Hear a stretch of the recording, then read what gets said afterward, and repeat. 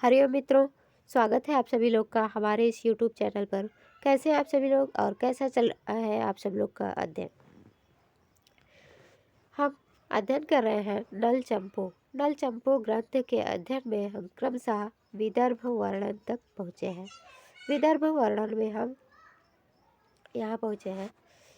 अस्तु स्वस्ति समस्त रत्न निधय श्री दक्षिणस्य दिशे स्वर्ग स्पर्धि समृद्ध हृदय हृद गोदावरी रोध से यत्र त्रस्त कुरंग कारभक दिशः संभोग लीला भुवः सौखस्यायतनं भवन्ति रसिकाः कंदर्प शस्त्रम स्त्रियः। यहाँ तक हम लोग पढ़ चुके हैं। अस्तु स्वस्ति समस्त रत्न निधय श्री दक्षिणस्य दिशे, जो दक्षिण दिशा की शोभा है, समस्त रत्नों की निधि है, स्वर्ग से स्पर्धा करने वाली है, समृद्धि में स्वर्ग से स्पर्धा करने वाली जो दक्षिण दिशा है और जिसका हृदय को हरण कर देने वाली गोदावरी नदी का तट है, इन सब का स्वस्ति अस्तु, इन सब का कल्याण हो। यत्र, जिसमें त्रस्त डरी हुई कुरंगा कारबक हिरण के बच्चे के समान दृष्टि वाली और संभोग लीला की भूमि की तरह रसिका स्त्रियां, रस से युक्त जो स्त्रियां हैं, रसिक स्त्रियां हैं, रमणीय स्त्रियां हैं, कंदर्प अर्थात कामदेव के शस्त्र के समान स्त्रियां हैं, वे स्त्रियां सौखस्य आयतनम भवन्ति, सुख का आयतन होती है, सभी सुखों का आयतन है, उन सब का कल्याण हो। यहाँ तक हम लोग पढ़ चुके थे। आज की क्लास में यहाँ से पढ़ेंगे। तत्र प्रणत सुर असुर सिरः शोण मरीच चय बहल कुंकुमा अनुलेपन पल्लवित पादारविंद द्वयस्य क्रौंच विदो भगवतः सुगंधि गंध मदनाद निवासिनः स्कंद देवस्य दर्शनार्थमितो गतवान अस्मि। अब जो पथिक आया है, इससे पहले राजा नल उनसे पूछे कि तुम कहाँ गए थे, क्यों गए थे, वहाँ दक्षिण दिशा में क्यों गए थे। तो बता रहे हैं क्रौंच भिदा, क्रौंच का भेदन कर देने वाले भगवता भगवान स्कंद देवस्य, जो स्कंद देव है, स्कंद देव अर्थात कार्तिकेय भगवान के दर्शनार्थम इतः गतवान अस्मि, दर्शन करने के लिए मैं यहाँ पर आया हुआ था। तत्र प्रणत सुर असुर सिरा, तत्र माने वहाँ पर, जो विदर्भ देश है वहाँ पर जो भगवान क्रौंच भेद है, क्रौंच का जिसने भेदन किया था, इसलिए इनको क्रौंच भेद कहते हैं, इसका देव को, कार्तिकेय को। तो उनके दर्शन के लिए आया था। और वे है कैसे? प्रणत सुर असुर सिरः, जिनके पादारविंद द्वय से, पादारविंद कमलवत दोनों चरणों में प्रणत होते हैं, नमन होते हैं। कौन? सुर और असुरों के सिर। प्रणत सुर असुर सिरः, प्रणत होते हैं, नमन होते हैं जिनके पादारविंद में सुर और असुरों के सिर। शोण मरीच जय बहल कुंकुमानुलेपन, शोण मतलब लाल, मरीच किरण, जय माने समूह, लाल किरणों के समूहों से अत्यधिक, बाल माने अत्यधिक। सुर और असुर लोग जब अपने सिर उनके चरणों में झुकाएंगे, प्रणाम करेंगे, तो उनके सिर के जो मुकुट है, उन मुकुट के जो मड़ियाँ होंगी, उन मड़ियों से शोण लाल रंग की, मरीच माने किरणें निकल रही है, उन शोण मरीचि है, उन लाल रंग के किरणों के समूह की बहल माने बहुलता के कारण वह मानो कुमकुम अनुलेपन पल्लवित, कुमकुम के अनुलेपन से पल्लवित हो गई है, जिनके चरणारविंद ऐसे क्रौंच भिद भगवान के सुगंधित गंध मादनाधिवासिनः।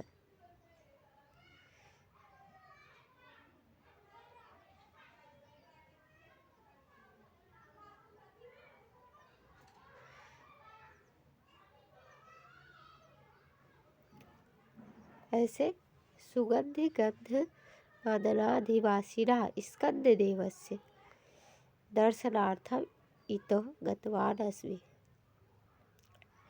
सुगंध से युक्त गंध मादन जो के आदिवासी है, ऐसे स्कंद देव के दर्शन के लिए मैं यहाँ पर गया हुआ था। और तस्माच्च वहाँ से निवर्तमाने लौटते समय क्वचित एकस्मिन् अधरोधिनी कहीं पर एक अधरोधिनी मार्ग रोकने वाले न्यग्रोध पादतले न्यग्रोध कहते हैं वट वृक्ष के नीचे दीर्घात श्रांतेन विश्राम्यता। न्यग्रोध पादप तले विश्राम्यता, न्यग्रोध वृक्ष के नीचे मया विश्राम्यता मेरे द्वारा विश्राम किया गया। क्यों विश्राम किया गया? क्योंकि दीर्घाध श्रांतेन मैं बहुत लंबे रास्ते से चल कर आया था, इसलिए थक गया था। और यदा आश्चर्यम आलोकितम वहाँ पर विश्राम किया गया। और जब आश्चर्यम आलोकितम जो भी आश्चर्य देखा गया उसको श्रूयताम उसे आप सुने। 1 मिनट।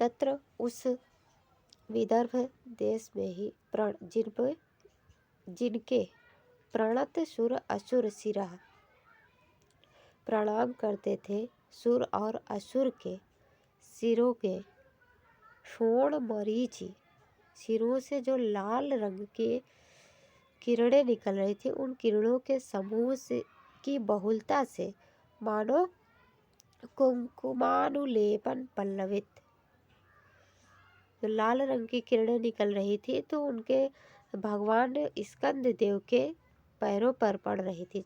जो पादारविंद 2 थे, कमलवत चरण थे, उन दोनों चरणों पर किरणें पड़ रही थी। तो लग रहा था कि वह उन पैरों को कुमकुम से अनुलेपन किया गया है। ऐसे क्रौंच भीत भगवान क्रौंच पर्वत का भेदन करने वाले और सुगंध गंध से युक्त गंध मादन पर्वत के जो आदिवासी है, ऐसे स्कंद देव भगवान कार्तिकेय के दर्शनार्थम इतो दर्शन के लिए यहाँ पर गतवान अस्मि आया हुआ था।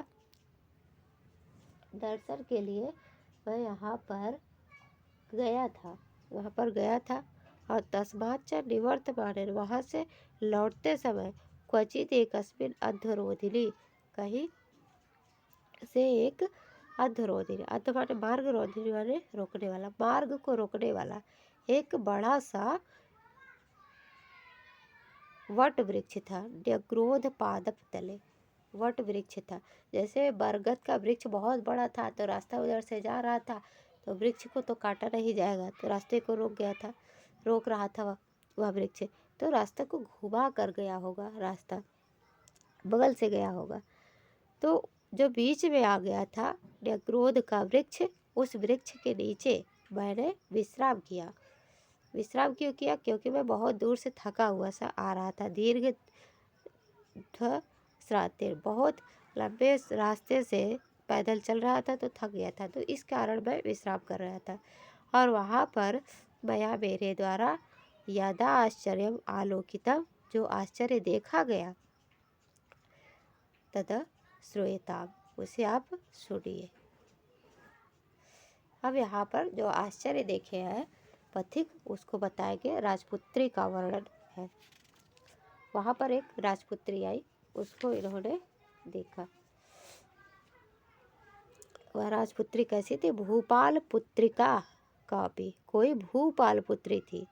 भूपाल पुत्रिका अर्थात राजपुत्री थी, जो अति ललित पद विन्यास सार साधु सिंधु स्कंधम अधिरूढ़ा। अति ललित मतलब अत्यंत सुंदर। पद विन्यास, पद विन्यास मतलब पैरों का रखना, चलन, चलने की स्टाइल।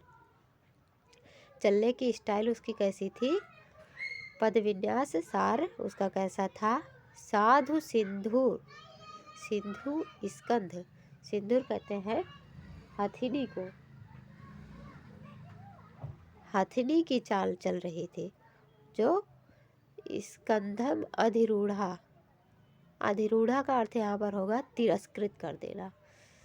जो अति ललित पद विन्यास सार, पद का विन्यास सार उसका कैसा था? अति ललित, बहुत ही सुंदर था। जो सिंदूर स्कंधम अधिरूढ़ा, हथिनी की चाल को भी तिरस्कृत कर रही थी। और कैसी थी? प्रौढ़ सखी सहाय प्राया, प्रौढ़ सखियों उसके साथ में प्रौढ़ सखियाँ चल रही थी। प्रांत पतत चारु चमर मरुत नर्तित अलक वल्लरी। प्रांत मतलब दोनों तरफ से। जब वह चल रही थी तो उसके दाएं बाएं तरफ उसके कुछ सेवक थे और वे पंखा झल रहे थे, चमर झल रहे थे। तो चमर झलेंगे तो हवा चलेगी, हवा लगेगी, उससे हवा लगेगी तो उसके बाल उड़ेंगे। तो उसी को कह रहे हैं प्रांत, दोनों तरफ, पतत गिरने से, चारों सुंदर चामर, सुंदर चामर के, मरुत माने हवा से, नर्तिता नाच रही है। कौन? अलक वल्लरी। अलक वल्लरी मतलब उसके जो घुघराले बाल थे, उसके चेहरे पर जो घुघराले बाल थे वह चामर की हवा से नाच रही थी। और कर्ण कुवलया अलंकार धारणी, कानों में कुवलय का अलंकार पहनी हुई थी। कुवलय अर्थात नील कमल, नीले कमल का अलंकार धारण की थी कानों में। रुचिर रुचिमत चरण नुपुरा, रुचिमत चरण अर्थात सुंदर चरण, सुंदर चरणों में रुचिमत नुपुरा, सुंदर नुपुर पहने हुए थे। पुरः सर, पुरः सर माने आगे। वह भोपाल पुत्रिका तो चल रही थी, लेकिन भोपाल पुत्रिका के आगे आगे भी कोई और था। तो कह रहे पुरः सर, सामने चल रहे थे जो सराग गांधर्विक विकंठ मंदर विनिह सरत सर संगीत प्रेम घोलन प्रयोगेशु दत्तावधाना। पूरा सर जो आगे आगे चल रहे थे, गांधर्विक कहते हैं जो गाते हैं, गांधर्व लोग जो गाना गाते हैं। तो आगे आगे जो गांधर्विक चल रहे थे उनके विकंठ, गांधर्विकों के कंठ से, कंठ की गुफा से जो विनिह सरा निकल रही थी, सरस गीत, सुंदर गीत निकल रहे थे। और प्रेम खोलन कहते हैं गीत की लहरी, संगीत की लहरी के प्रयोगों में जो दत्तावधाना ध्यान दी हुई थी, ऐसी वह भोपाल पुत्रिका थी। और नेत्रे मनांग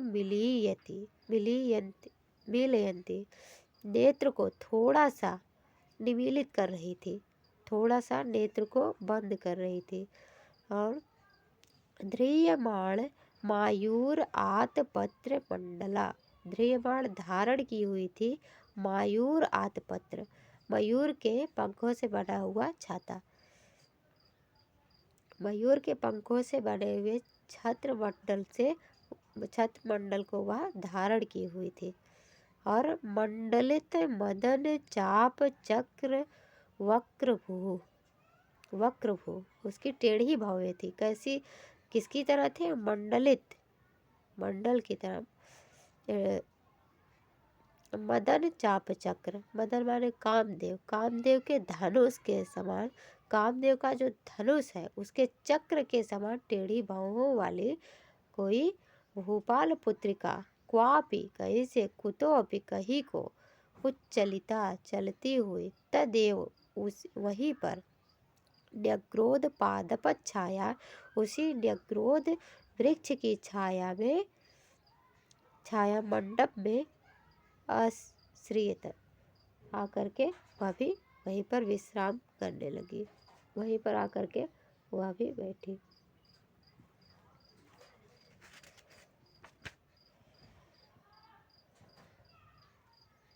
आगे देखेंगे।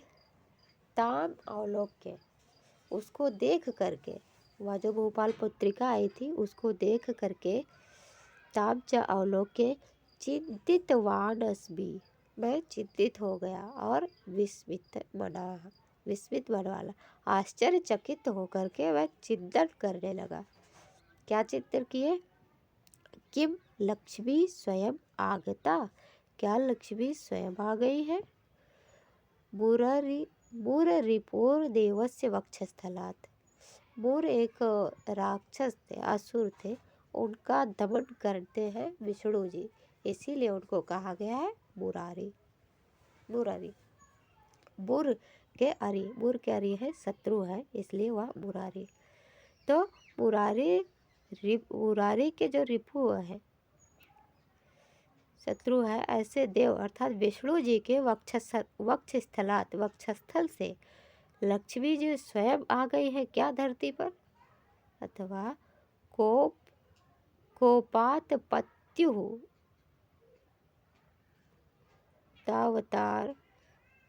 अवतारम करोद देवी भवानी भूमि, क्या भगवान शंकर जी के पति, शंकर जी पति के क्रोध से क्या देवी भवानी पृथ्वी पर अवतार ली है? अथवा श्यामा भोज सदृश पक्ष्मल चलन नेत्राम इमाम पश्यतः धातः तात करोसि किम न वदने चक्षु सहस्त्रम मम। कहते हैं वह जो आ रही थी वह श्यामा भोज, नीले कमल के समान, सदृश समान नेत्रों वाली, और पक्ष्मल कहते हैं पलक, इसमें पलक है, पलक से युक्त चंचल नेत्रों वाली जो यह है, इसको मम पश्यता, इसको देखते हुए मेरी चक्षु, मेरे वदन में चक्षु सहस्त्रम करोसी, मेरे वदन में हजारों नेत्र, सहस्त्रम किम न करोसी, हजारों नेत्र क्यों नहीं करते? धाता ब्रह्मा जी से कह रहे हैं कि उसको देखते हुए मेरे वदन में हजारों नेत्र क्यों नहीं कर रहे हैं? क्योंकि वह तो लगता है कि विष्णु जी के वक्षस्थल से स्वयं ही लक्ष्मी जी उतर कर आ गई है, अथवा पति के क्रोध से देवी भवानी अवतार ली हुई है, जो नील कमल के समान नेत्रों, चंचल नेत्रों वाली, इनको देखते हुए हे धाता, हे ब्रह्मा जी, मेरे शरीर में हजारों नेत्र क्यों नहीं कर देते? आगे देखिए और क्या कहते हैं। अपिचा, और भी, इंदो सौंदर्यम हास्यम कलयति कमल स्पर्धिनी नेत्रपत्रे कालिन्द्याः कुन्तलाली तुलयति विभव भव्य भङ्गैस्तरङ्गैः तस्याः किं श्लाघ्यते अन्यत् सुभगगुणनिधे काव्यपूर्वेव यस्याः पुष्पेष्वैर्वैजयन्ती जयति युवजनोन्मादिनी यौवनश्री। कह रहे हैं तस्याः, तीसरी लाइन में देखें कि लिखा है तस्याः माने उसकी, आस्यम माने मुख, उसका जो मुख था वह कैसा था, इंदो सौंदर्यम कलयति, इंदु माने चंद्रमा, चंद्रमा की सुंदरता के समान था। उसका सौंदर्य कैसा था, उसका मुख कैसा था, चंद्रमा के सौंदर्य के समान था। कमल स्पर्धनी नेत्रपत्रे, उसके जो दोनों नेत्र पत्र थे वह कमल से स्पर्धा कर रही थी। और कुंतलाली, कुंतलाली कहते हैं गुगराले बाल, गुगराले बाल तुलयति तुलना कर रहे थे किसकी, भव्य भंगैः तरंगैः कालिंद्या विभवम्, भव्य भंग तरंगों वाली कालिंदी के वैभव के साथ उसके बाल, गुगराले बाल तुलना कर रहे थे। तस्याह किम श्लाघ्यते, और उसकी क्या प्रशंसा की जाए, जो अन्यत सुभग गुण निधे, अन्य सुंदर गुण की निधि है, कापि अपूर्वये, उसकी कोई अपूर्व ही, यस्याह जिसकी कोई अपूर्व ही, यौवनश्री युवजनोन्मादिनी, युवजनों का, युवाओं को उन्माद कर देने वाली जिसकी यौवनश्री है, वह पुष्पेषु वैजयंती जयति, पुष्पेषु कहते हैं कामदेव, मानो वह कामदेव की विजय पताका है जो युवजनों को उन्माद कर उत्पन्न कर देती है को।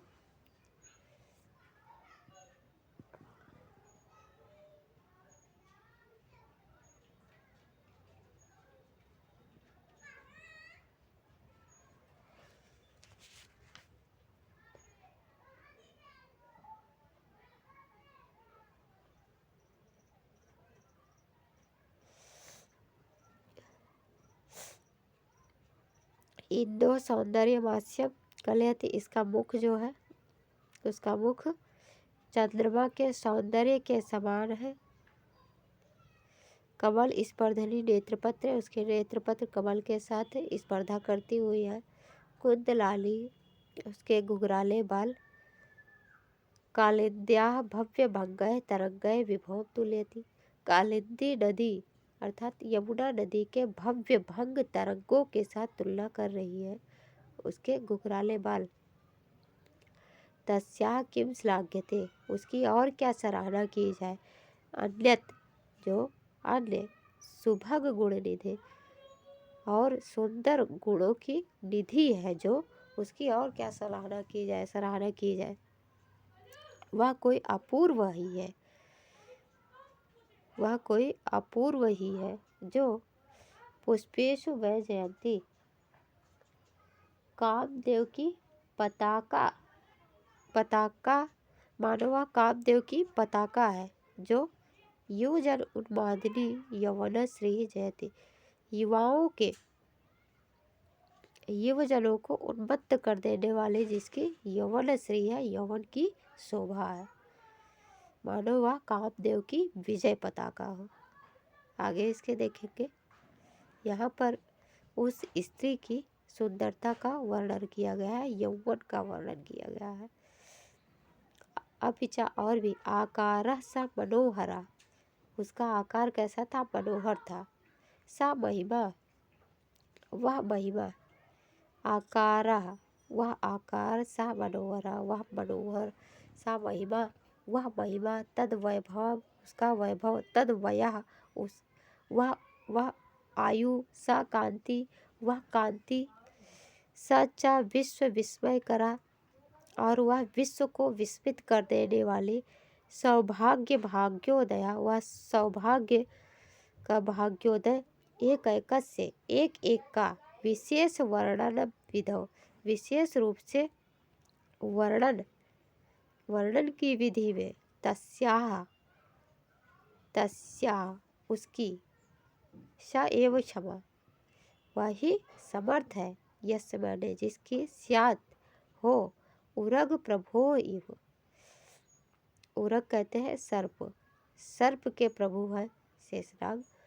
तो शेषनाग की कृपा से यस्य मुखे जिसके मुख में जिह्वा सहस्त्रद्वयम् 2000 जिह्वा हो, जिसके मुख में 2000 जिह्वा होंगी, सा एक क्षमा वही समर्थ होगा किसमें, तस्या एक एकस्य विशेष वर्णनम विधौ, उसके एक एक विशेष वर्णन की विधि में। एक एक कौन सा वर्णन है, सा एव आकार वह आकार, सा मनोहरा वह मनोहर, सा महिमा उसकी महिमा, उसका वैभव, उसकी आयु, उसकी कांति, और वह विश्व को विस्मित कर देने वाली सौभाग्य भाग्योदय। एक एक का वर्णन करने में वही सक्षम होगा जिसके पास 2000 जिसके मुख में जिह्वा होंगी। यहाँ तक पढ़ लिया है। अब इसको भी देख लेते हैं थोड़ा सा। सापि वह भी यथा जैसे, त्वाम इदानीम, त्वाम माने तुम, इदानीम माने यह, तुम इस समय, माम इह यहाँ पर मां माने मुझको, पृच्छ से पूछ रहे हो, तथार्थ उसी तरह से, तथा माने वैसे ही, अर्ध पथ मिलितम आधे पथ में मिले हुए, रास्ते में मिले हुए, कंचित उदीचीन मध्वगम कोई उत्तर दिशा से आया हुआ था,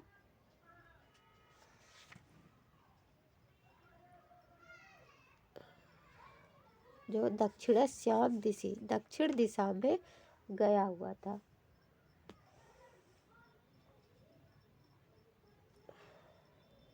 उत्तर दिशा से दक्षिण दिशा में गया हुआ था। दक्षिणास्याम दिशि दक्षिण दिशा में, प्रस्थितम गए हुए, आदरेण पृच्छत थी आदर से उसके पूछती हुई, मुहूर्तम इव मुहूर्त भर, तत्रैव वहीं पर, विश्रमितुम आरभत वहीं पर विश्राम करते हुए उनसे